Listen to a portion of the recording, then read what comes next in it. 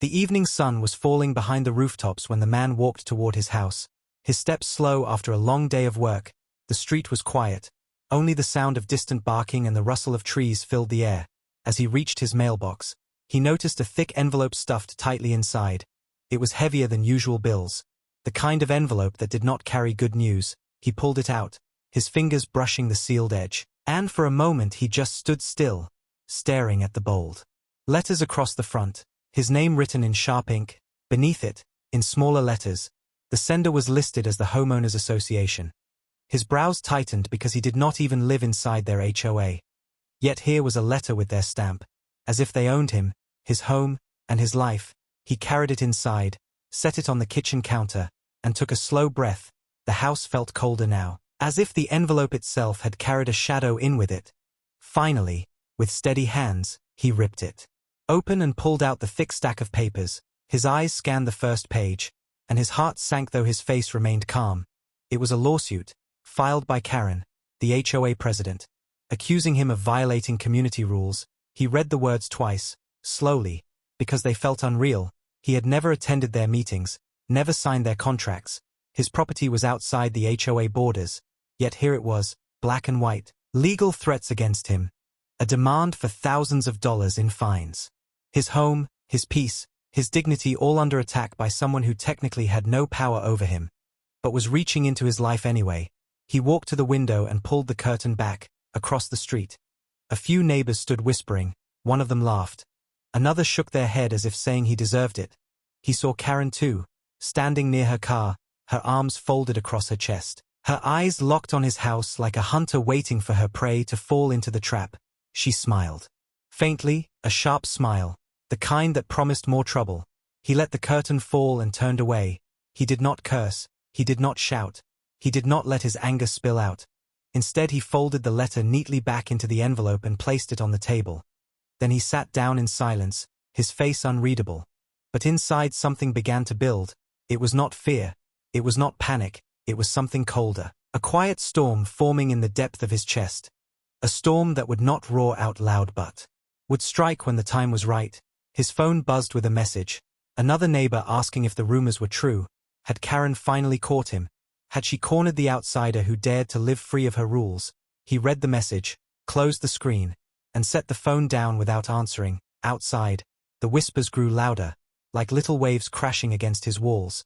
But he stayed still, as if carved from stone. Later that night, when the street grew darker and voices faded, he sat at his desk with the envelope spread open. He studied each page carefully, every word Karen had written, every accusation she thought would pin him down. And as his eyes moved across the lines, he began to see holes, mistakes, overreaches. Her pride was blinding her, and her hunger for control was making her careless. He saw it all. And while others believed this letter was the end of him, he could already see it was the beginning of something else. Something Karen was not prepared for. He closed the envelope again, placed it carefully inside a drawer, and leaned back in his chair. His eyes stared at the ceiling, his mind turning like silent gears. Tomorrow the neighborhood would gossip louder, Karen would boast more, the laughter would spread, but none of it mattered, because the man had already decided. He would not fight this with shouts or anger. He would fight it with silence, with patience, and with the truth she had forgotten to fear. Outside, the night deepened. Karen's house still had lights on, as if she was awake celebrating her little victory. But she did not know that the storm she thought she had created had already changed direction, and it was coming for her. He closed his eyes, calm and still, like the quiet before thunder breaks the sky. His lips pressed into a thin line, no smile, no frown, only silence. Yet in that silence was the promise of something Karen could never predict, a promise that her world, her rules, her power built on paper and pride would soon face the weight of his calm revenge. Karen's voice carried across the neighborhood the very next morning, sharp and proud like a trumpet announcing victory. She stood at the entrance of the community hall, her red jacket bright under the sunlight. A small crowd had gathered around her, neighbors curious to hear what she had to say. She waved the lawsuit papers in her hand like a trophy. Smiling wide as if she had already won, she spoke loudly, making sure every word echoed through the street. She told them that the man who thought he was untouchable had finally been dragged into court. She painted him as a rule breaker, a man who disrespected community values, She claimed that soon he would be forced to pay fines and admit defeat. Whispers rose from the crowd. Some clapped, others smirked. But a few stayed quiet, their eyes filled with doubt. Deep down they knew Karen's hunger for power had gone too far. Still, none of them dared to challenge her in public. The man arrived at the hall slowly, his steps calm, his expression unreadable. He did not argue. He did not even raise his voice. He simply stood at the back, watching her like someone watching a storm that had already lost its strength. She noticed him standing there and her smile grew wider. She pointed at him, telling everyone that this was proof of her leadership, proof that no one could escape the HOA's authority. She laughed as she told them he was nothing more than an outsider who would soon kneel under the weight of her rules. The crowd turned their eyes toward him, waiting for a reaction. But he gave them none. His silence was more unsettling than anger. He stood there like a stone, firm and cold, making Karen's victory speech feel less powerful with each passing second. After the meeting, neighbors gathered in small groups, whispering again. Some repeated Karen's words, some laughed at the man's stillness. But others whispered that maybe he knew something. Maybe he was waiting for the right moment. Karen returned home with her chin high, already planning how she would spend the money she expected to gain from the lawsuit. She imagined him crushed under court orders, his property marked, his name tarnished. She loved the thought of seeing him broken. Meanwhile, the man returned to his house, closed the door behind him, and sat at his desk once again. He pulled out the envelope and the lawsuit papers, spreading them across the table. He began to study them carefully, line by line, clause by clause, while outside the street echoed with Karen's prideful laughter. Inside his house the air was heavy with silence. But in that silence, his mind worked like a sharp blade. He saw the holes again, saw the legal flaws, saw how Karen's greed had blinded her. He picked up his pen and began to write notes, calm and steady, like someone sketching the blueprint of a storm that would turn the tables. Later that night, while Karen boasted over dinner with her friends, the man walked past her house unnoticed, his face hidden in the shadows, his silence wrapping around him like armor. He watched her through the lit windows, her laughter loud, her movements dramatic, and then he turned away, disappearing into the dark street, returning to his own home where he continued his quiet preparation. By now, neighbors could feel something strange in the air. They expected him to be broken, to fight back with anger, but he showed none. His calmness was beginning to scare them more than Karen's shouting. They wondered what he was waiting for, what he was planning. Some even avoided his eyes when they saw him, afraid that his silence carried secrets they could not understand. Karen, however, mistook his stillness for weakness. She convinced herself that he had accepted defeat. She told her closest allies that soon the HOA would be richer and stronger than ever. She did not see the storm building beneath his calm surface. She did not know that every quiet step he took was leading her closer to her own downfall. The man stood by his window late into the night, the lawsuit papers stacked neatly on his desk, his eyes steady on the street. The neighborhood slept, but his mind stayed awake. The silence around him was no longer heavy. It was sharp, ready, and it carried the weight of something Karen would never expect. He finally turned away from the window, switched off the light, and let the darkness cover him. But inside, he already knew, the game had started, and Karen's proud victory was only the first step toward her greatest defeat. The court date came faster than most expected, the morning air heavy with tension as the man walked calmly toward the courthouse, his steps steady, his expression unreadable. He carried nothing but a slim folder in his hand, while across the street Karen strutted with her lawyer at her side, her heels clicking loudly on the pavement. She wore her brightest jacket as if she were going to a celebration instead of a hearing, her smile wide and smug. Neighbors had gathered near the courthouse steps, curious eyes watching the clash. Some whispered that this was the day the outsider would finally be crushed. Others doubted but stayed silent. Inside the courtroom the air was thick. The judge sat high at the bench, tapping the desk softly as papers shuffled. Karen and her lawyer sat proudly at their table, while the man took his seat with quiet confidence. No friends, no cheer, just silence. When the case was called, Karen's lawyer rose with dramatic gestures. He painted a picture of the man as a disrespectful rule breaker, someone living outside the HOA yet threatening its order. He spoke of fines, fees, and damages. The words echoed through the room like arrows aimed at the man. Karen watched every reaction, waiting for him to flinch, waiting for him to bow his head. But he did not. He sat still, his hands folded neatly, his eyes calm. When it was his turn, he stood slowly, unfolding his papers with precision. His voice was steady, quiet but strong enough to carry through the room. He explained calmly that his property did not fall under the HOA.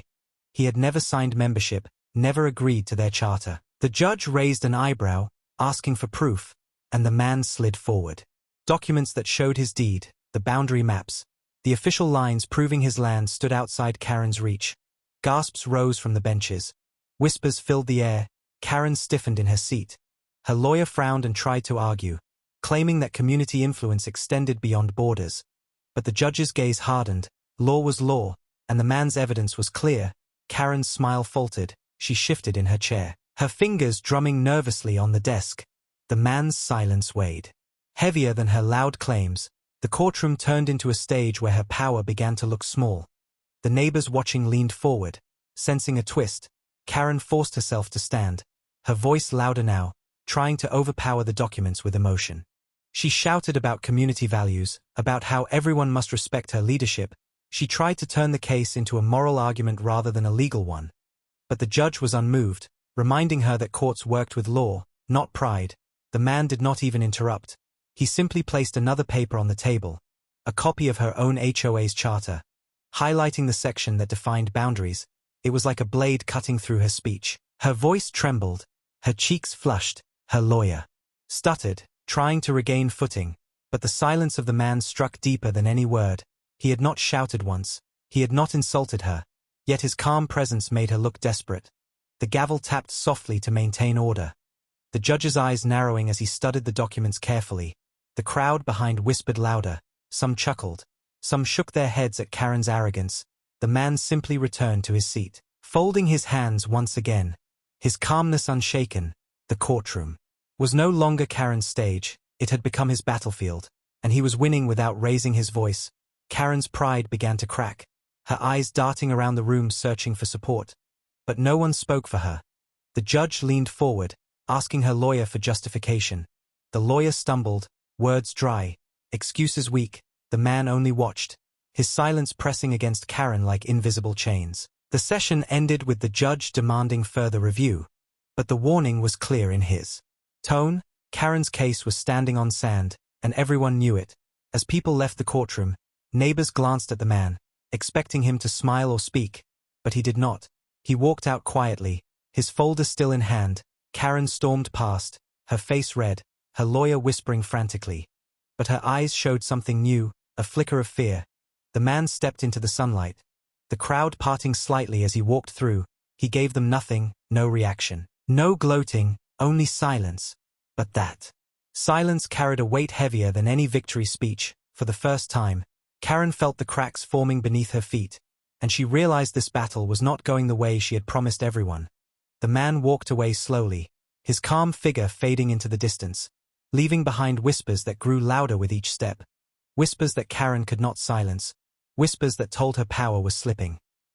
Karen sat awake late into the night, her living room filled with scattered papers and empty coffee cups. Her hands shook as she flipped through the HOA charter again and again, her eyes red from reading the same lines, trying to find something, anything, that could save her case. Her pride would not allow her to admit defeat.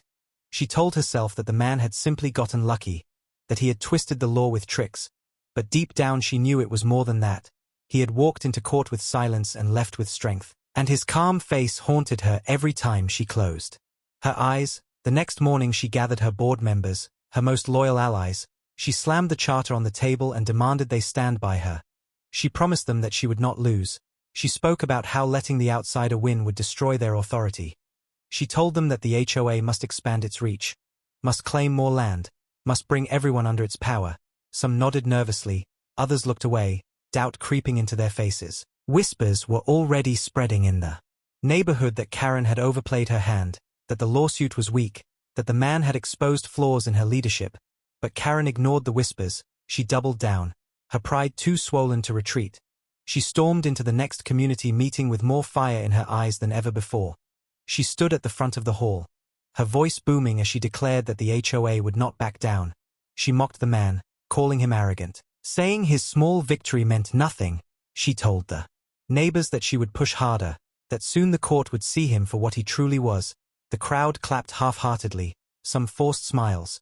But their eyes betrayed unease. In the back of the hall the man stood once again, silent, watching. He did not argue.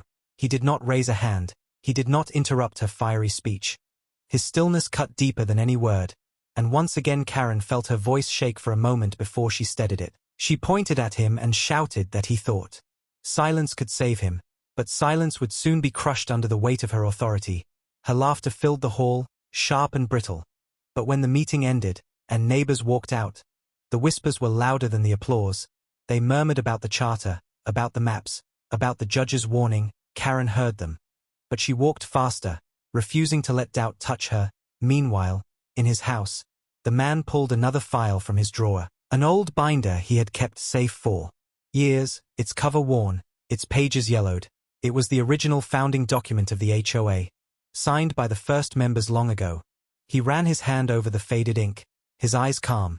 Inside those pages lay something Karen had never considered, a clause forgotten in time, a rule so sharp it could cut her whole empire apart. He read it slowly, carefully, every word pressing into his mind. He saw the flaw, clear and undeniable. The HOA had never legally renewed its foundation after a set term. Its power was standing on hollow ground. It meant that Karen was swinging a sword made of glass. One strike and it would shatter. He closed the binder gently, his expression unchanged. No smile, no frown, just silence. But inside he knew the storm was ready to strike. While Karen spent her nights shouting to her allies, scrambling for strength, he spent his nights in silence, sharpening the blade of truth that would soon end her reign. Outside, the neighborhood grew restless, divided between fear of Karen and curiosity about the man. Some secretly hoped he would win, some prayed he would. But none dared to say it out loud, not yet. The balance of power was shifting quietly, and Karen, blinded by her pride, could not see that each word she shouted only pulled her closer to the edge. The man remained patient, his calm presence pressing against the walls of her empire like an invisible hand, waiting for the right moment to push, and when he did, the fall would be sudden, loud, and final. The day of the next hearing arrived, the courthouse packed tighter than before. Whispers floated through the air as neighbors filled the benches, some eager to see Karen crush the man, others secretly hoping she would finally be stopped. Karen entered first, her red jacket brighter than ever, her chin raised, her heels sharp against the floor. Beside her walked her lawyer carrying a stack of folders. She moved like a queen marching into her castle, but her eyes darted nervously, searching for the man. When he finally walked in, the room fell into a hush. He carried the same slim folder, no flashy entrance, no companions, only calm steps and silence. He sat down quietly, folding his hands, his stillness heavier than Karen's loud confidence. The judge called the case. Karen's lawyer launched into another attack, his words faster, sharper, trying to cover the holes exposed last time. He waved papers, cited rules, twisted interpretations. Karen nodded proudly at every sentence, but her eyes flickered with unease whenever she looked at the man. Then came his turn. He stood slowly, his movement steady, and placed another set of documents on the table. This time it was not just maps and deeds. It was the old HOA binder, thick and worn, its edges frayed with age. He opened it carefully, pointing to a page that had been forgotten for decades. The courtroom leaned forward, even the judge adjusted his glasses. The clause was simple yet devastating. The HOA's founding charter had required a renewal after a set number of years, but it had never been renewed. The document showed clearly that the HOA's legal standing had expired. The silence that followed was suffocating. Karen's face drained of color. Her lawyer froze mid-sentence. The judge read the page carefully, his eyes narrowing with every line. Whispers erupted from the benches, neighbors gasping, some covering their mouths, others already smiling in disbelief. Karen jumped to her feet, shouting that it was a trick, that the man had forged it. But the judge cut her off with a stern voice, demanding respect. The man said nothing. He did not even look at Karen. He simply stood tall, his hands resting on the binder, his silence louder than her screams. The judge called for verification. The clerk confirmed the binder's authenticity. It was a copy. From the county records, undeniable and final. Karen's lawyer stumbled, searching for words, but the judge's gaze made his excuses sound like weak whispers. Karen's voice cracked as she tried to protest, her pride collapsing with each passing second. The neighbors leaned closer, eyes wide, hearts pounding. They were witnessing the fall of the queen who had ruled them with fear for so long. The judge leaned back, his tone cold, reminding everyone that law did not bend for ego. The evidence was clear. The HOA had no legal foundation. The lawsuit itself stood on nothing. Karen slumped into her seat, her hands trembling, her eyes wet with rage and disbelief. The man remained still, no smile, no gloating, just the same silence that had carried him from the beginning. The gavel struck the desk, echoing through the room like thunder. The judge announced that the case was on the verge of collapse, pending final review. But he also added that if proven, the HOA itself would cease to exist. Gasps filled the courtroom again. Karen's allies shifted uncomfortably, some already distancing themselves from her. The man gathered his papers, placed them neatly back into his folder, and walked out. His silence heavier than any victory cry. Outside the courthouse, neighbors swarmed in hushed conversations, some glancing at him with new respect, others staring at Karen with shock. Karen followed moments later, her face red, her steps unsteady. She shouted at reporters, shouted at neighbors, shouted at shadows, but no one listened. The man walked past her without looking, his calm figure cutting through the noise like a blade. The storm had begun, and Karen was standing in its path, powerless to stop what was coming next. Karen woke the next morning to a neighborhood that no longer looked at her the same. People who once avoided her gaze now stared openly. Some whispered in groups at the end of the street, their voices low but their eyes bold. She stormed out of her house in her red jacket, shouting greetings as if nothing had changed. But no one answered, they only watched, their silence sharper than any insult. She slammed her car door and drove off, her hands gripping the wheel too tight. Her lawyer had called her earlier, his tone flat.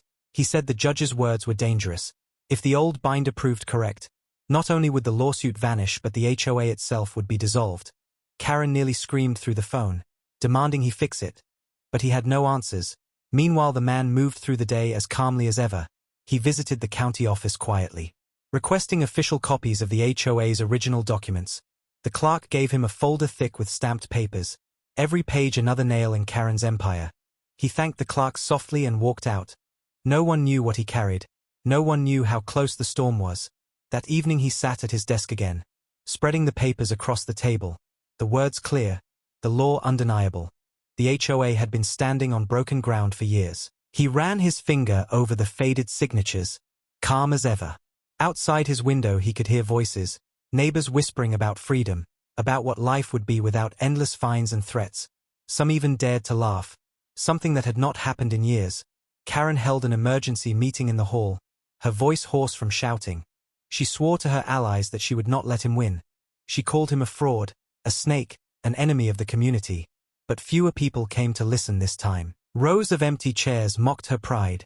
Those who did attend avoided her eyes. They shifted uncomfortably when she ranted. The man entered halfway through. Silent as always, he did not sit among them. He stood near the back, his folder in hand. Karen froze for a moment when she saw him, then forced herself to continue, her words louder, harsher. She accused him of trying to destroy their way of life. She shouted that without her the neighborhood would collapse into chaos. But her voice cracked under the weight of her own fear. The man did not answer. He simply placed one of the stamped documents on the table at the front and walked out without a word. The sound of the paper hitting the wood echoed in the hall like a hammer. Karen picked it up with trembling hands, her eyes scanning the bold stamp of the county seal. The truth stared back at her, undeniable. Her empire was already falling.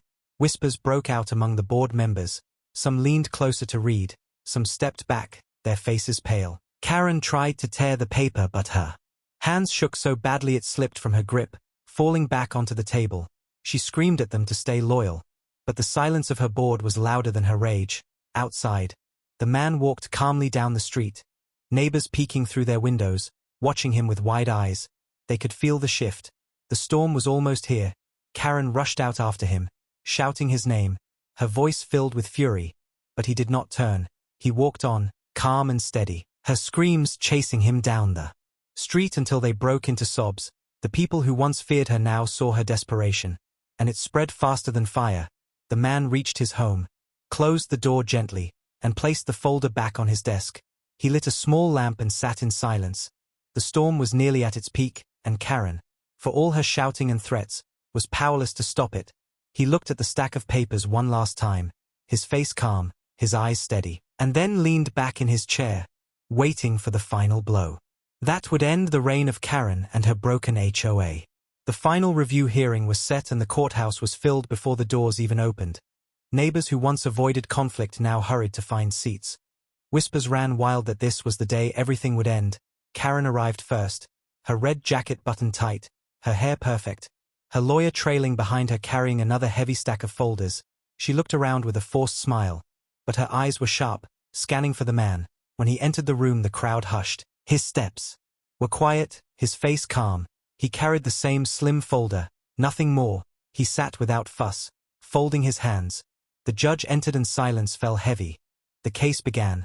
Karen's lawyer rose with rehearsed fire, trying desperately to rebuild a broken wall. He spoke of community spirit, of neighbors relying on order, of traditions that must be respected. His voice rose high but the cracks were clear. The judge listened with narrowed eyes, then turned to the man. He stood slowly, opening his folder. Inside were the official copies he had collected, each one stamped and signed by the county. He laid them down one by one. The sound of paper sliding across the desk echoed through the room. The founding charter, the missed renewal, the expiration of authority. The man spoke quietly, his words simple, his tone steady, each line cutting deeper than Karen's shouts. The judge examined the documents, his brow tightening, his gavel tapping softly as he read. Karen leaned forward, her face pale, her hands gripping the table. She tried to interrupt, shouting that the documents were outdated, that they meant nothing. But the judge silenced her with a stern warning. The neighbors behind whispered louder, gasps breaking the still air. Some covered their mouths, some exchanged looks of hope. The man placed the last paper down. A county record declaring the HOA inactive for years. The silence that followed was absolute. Karen's lawyer stuttered, flipping through his folders desperately. But there was nothing inside that could fight the truth on the judge's desk. Karen rose to her feet, shouting that this was an ambush, her voice cracking, her face red with panic. But the judge slammed the gavel, his tone firm, reminding her this was not a meeting hall. This was a court of law. The neighbors sat straighter, their eyes wide. They had never seen Karen silenced so quickly.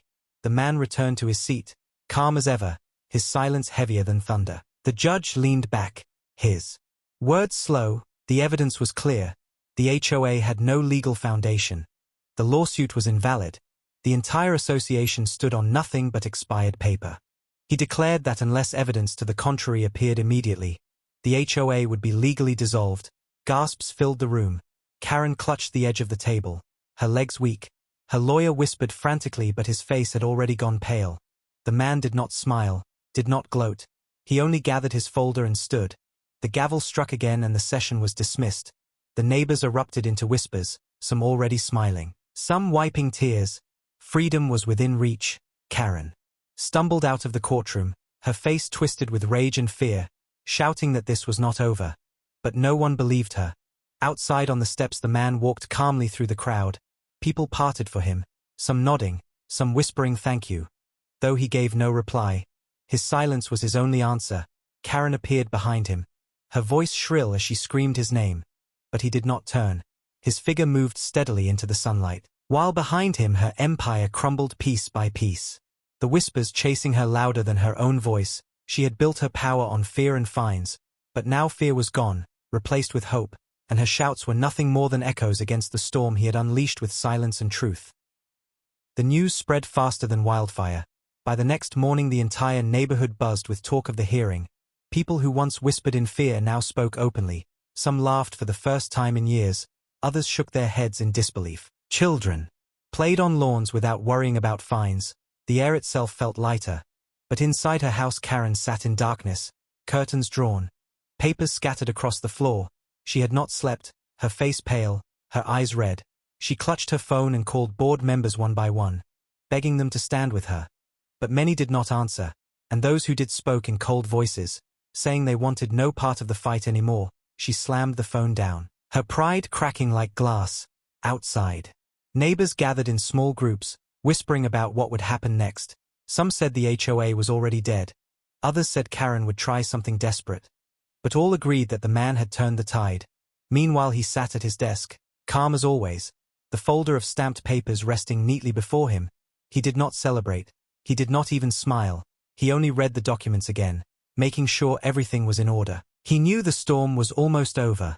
The law would deliver the final strike. That evening the community hall lights flickered on. Karen had called another emergency meeting. Only a handful came. The room that once overflowed with people now echoed with emptiness. She stood at the front, her voice trembling as she shouted that the court was wrong, that the outsider had tricked them. She promised she would appeal. She promised she would fight. But the few who sat there only stared at her silently. One man finally stood and said softly that he was done. He was tired of living in fear. Then he walked out. Others followed, leaving Karen alone in the echoing hall, her voice bouncing off empty chairs. Outside the man stood quietly near the door. He had not entered. He only watched as the last supporters slipped away from her. When she saw him through the glass she froze, rage and fear mixing on her face. She rushed out to confront him, her voice shrill, demanding to know how he dared destroy everything she built. But he did not answer. He simply looked at her with calm, steady eyes. The silence was unbearable. Neighbors standing nearby leaned closer, watching, waiting. Karen's words stumbled, her voice breaking, her hands shaking. She called him names, accused him of betrayal. But the more she shouted, the weaker she looked. Finally she fell silent, her chest rising and falling heavily. While he turned and walked away without a single word, the neighbors who witnessed it never forgot. The image of Karen broken in front of the man's silence spread quickly. The next morning more houses removed their HOA signs, tearing down rules posted on fences. Karen stormed from door to door, yelling at them to stop, threatening fines. But her words carried no weight. The people ignored her. Some even laughed in her face. She returned home trembling with rage, her empire crumbling in her own hands. Meanwhile the man remained calm, moving through his days as if nothing had changed, but everyone could see it. The power had shifted.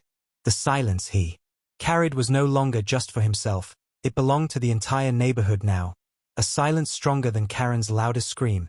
The final strike was coming, and she could feel it pressing closer with every breath she took. Every time she looked out her window and saw neighbors no longer afraid, she knew the end was near. But she refused to accept it. She swore she would rise again, yet deep inside she already understood. The storm she had tried to control had turned against her, and soon, nothing would be left of the world she ruled. The final decision day arrived, the courthouse more crowded than ever before. People from outside neighborhoods came too, curious to witness the downfall of the most feared HOA president. Cameras flashed, reporters whispered, the air thick with anticipation. Karen walked up the steps with her lawyer, her red jacket clutched tight around her shoulders, her face stiff with forced confidence, but her eyes betrayed sleepless nights. The man arrived. Moments later, walking calmly as always, no lawyer beside him, only his slim folder in hand. The crowd parted silently for him. The difference between the two could not be clearer. Inside the courtroom the judge entered with a heavy gavel, his voice firm as he called the case to order. Karen's lawyer made one last desperate attempt, his words fast, his gestures wild. He spoke of order, tradition, and the chaos that would come if the HOA was dissolved. Karen nodded furiously, her face red, her hands trembling. But then the judge turned to the man, who stood quietly, his folder already open. He placed the final certified documents before the court, copies from county records, stamped, signed, undeniable. The founding charter expired, the renewal never filed, the authority long gone. The judge read each page slowly, his face hard, his gavel tapping lightly, the room silent except for the rustle of paper. Then he looked up and spoke the words that would change everything. The lawsuit is invalid. The HOA is dissolved effective immediately. The sound of his gavel striking the desk echoed like thunder. The courtroom erupted, gasps, cheers, and stunned silence mixed together. Some neighbors cried, some laughed, some hugged each other. Karen's face went white, her body stiff, her eyes wide in disbelief. Her lawyer slumped back, defeated.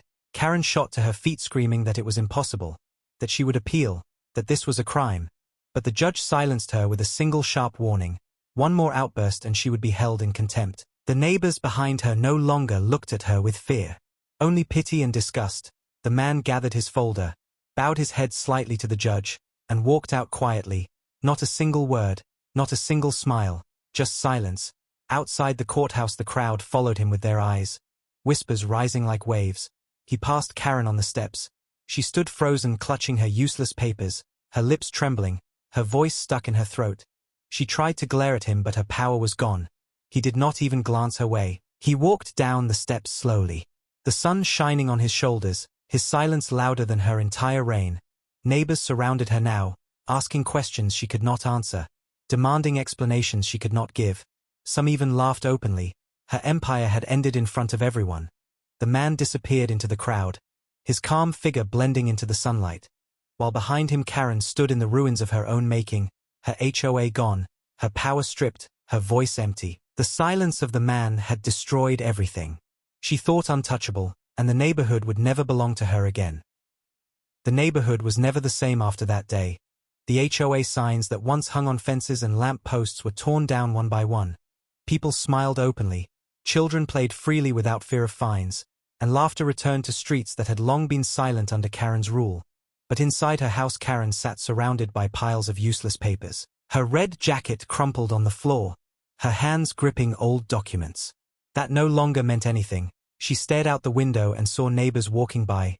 Some glanced at her. Some shook their heads. Others ignored her completely. She was no longer feared, no longer respected, only pitied. She tried to call board members again, but none answered. She shouted at her lawyer on the phone, but he refused to take her case further. The HOA was gone in the eyes of the law, dissolved completely, her empire ended. Across the street the man stepped out of his house, his calm presence drawing eyes immediately. Neighbors waved to him. Some whispered thank you as he passed. He did not respond. He simply nodded faintly, his silence still the same as it had been from the beginning. But now it carried a different weight. Not just his own strength, but the freedom of the entire neighborhood. Karen saw him walking down the street. She rushed out, her hair unkempt, her eyes wild, clutching a stack of papers in her trembling hands. She screamed his name, accused him of destroying her life, begged him to give her back her power. But he did not stop. He walked past her slowly, not even glancing at her face. His silence struck harder than any word. The neighbors gathered on porches, watching the scene unfold. Karen's voice cracked, her legs weak. She dropped the papers on the ground, the wind carrying them across the street like useless scraps. She fell to her knees screaming, but no one moved to help her. They only watched as the woman who once ruled them was reduced to nothing. The man reached the end of the street and paused for a moment. He looked back, not at Karen but at the houses, at the people now free, his eyes steady, his face calm. Then he turned and walked on, disappearing into the horizon, leaving behind the ruins of Karen's pride. The neighborhood slowly began to heal, fences repainted, laughter louder each day, life returning piece by piece. Karen remained in her house, a prisoner of her own arrogance. Her voice no longer carried power, only bitterness, while the man became a quiet figure of respect, never boasting, never shouting, always silent, yet remembered by all as the one who ended the reign of fear with nothing but truth and patience. In the end it was not anger, not violence, not revenge that destroyed the HOA. It was silence sharper than any sword, silence that exposed lies and crushed pride, and as days turned into weeks, the story of how a man who never lived inside the HOA ended up dissolving it completely became a legend whispered through the neighborhood, a reminder that power built on arrogance will always crumble, and that sometimes the quietest man carries the strongest storm.